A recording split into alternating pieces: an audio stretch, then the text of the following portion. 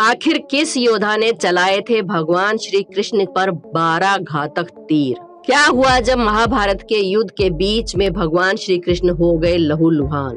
आज के वीडियो में हम आपको ये भी बताएंगे कि जब दुर्योधन घायल हालात में युद्ध के मैदान में पड़ा था तो मरने से पहले उसने श्री कृष्ण से क्या कहा था। दोस्तों, वीडियो शुरू करने से पहले अगर आपने अभी तक अनोखी दुनिया को सब्सक्राइब नहीं किया है तो जल्दी से कर लीजिए और बेल आइकन को प्रेस करना बिल्कुल ना भूलें। जल्दी से कमेंट्स में लिख दीजिए जय श्री कृष्णा और शुरू करते हैं अपना वीडियो। कहा जाता है कि महाभारत के युद्ध में भगवान श्री कृष्ण ने अर्जुन और दुर्योधन को 2 विकल्प दिए थे। एक कि भगवान कृष्ण जो कि निहत्थे होंगे उनको चुने, या फिर भगवान कृष्ण की नारायणी सेना को चुने जो कभी नहीं हारी थी। दुर्योधन ने नारायणी सेना को चुना और अर्जुन ने स्वयं भगवान श्री कृष्ण को। अब सवाल ये उठता है कि भगवान श्री कृष्ण तो निहत्थे लड़ने वाले थे, तो फिर आखिर वो कौन योद्धा था जिसने स्वयं भगवान श्री कृष्ण पर 12 तीर चलाए थे, यानी कि 12 घातक बाण छोड़े थे। तो आपको बता दें कि वो कोई और नहीं बल्कि स्वयं सूर्य पुत्र कर्ण थे। तो अब चलिए जानते हैं आखिर उस समय क्या हुआ था जो कर्ण को 12 तीर भगवान कृष्ण पर छोड़ने पड़े। ये बात है युद्ध के 17वें दिन की, जब कर्ण और अर्जुन आमने सामने थे। दोनों के बीच भयंकर युद्ध हो रहा था। दोनों योद्धा एक दूसरे पर कई सारी असीम शक्तियों का प्रयोग कर रहे थे, कई सारे घातक बाण चला रहे थे। कर्ण की रणनीति यह थी कि अर्जुन को खत्म करना है और अर्जुन चाहते थे कि वो कर्ण का खात्मा कर दें, क्योंकि दोनों में बचपन से ही प्रतिस्पर्धा थी।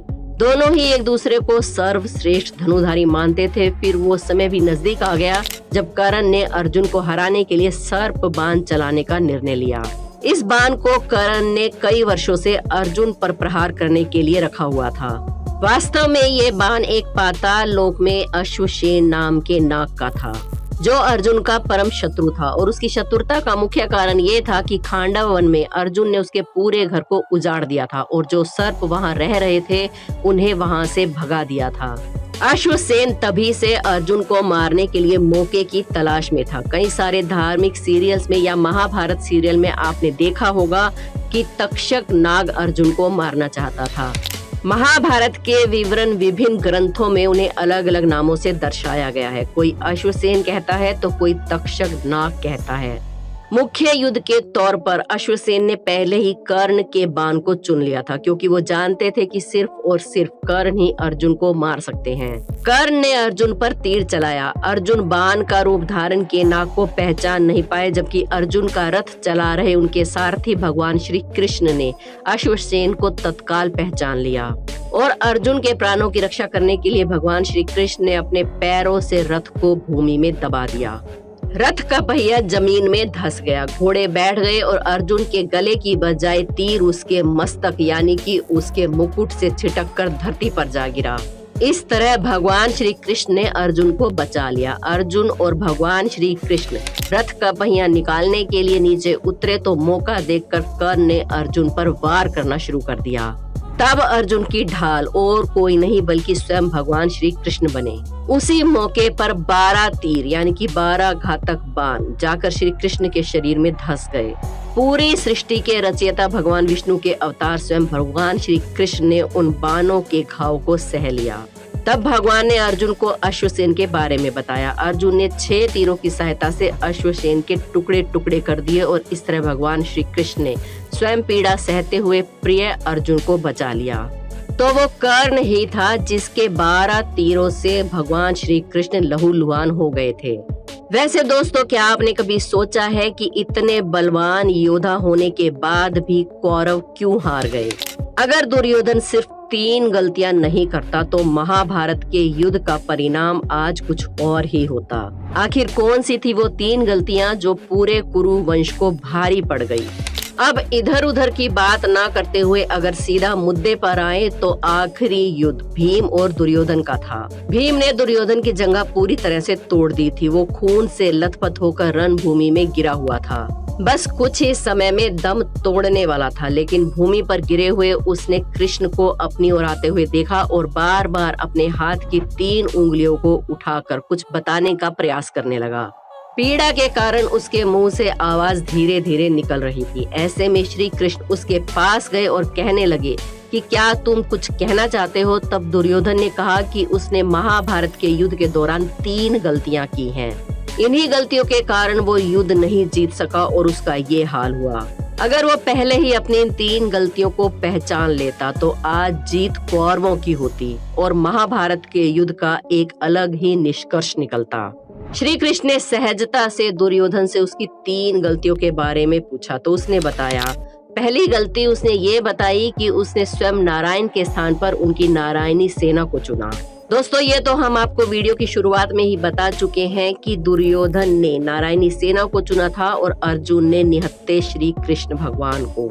दुर्योधन ने नारायणी सेना को इसलिए चुना क्योंकि उसे लगा कि निशस्त्र नारायण यानी कि स्वयं भगवान श्री कृष्ण कुछ नहीं कर पाएंगे और अगर वो कौरवों के पक्ष में उन्हें चुनता तो आज परिणाम कुछ और ही होता। अब उसे अपनी गलती समझ आ गई थी।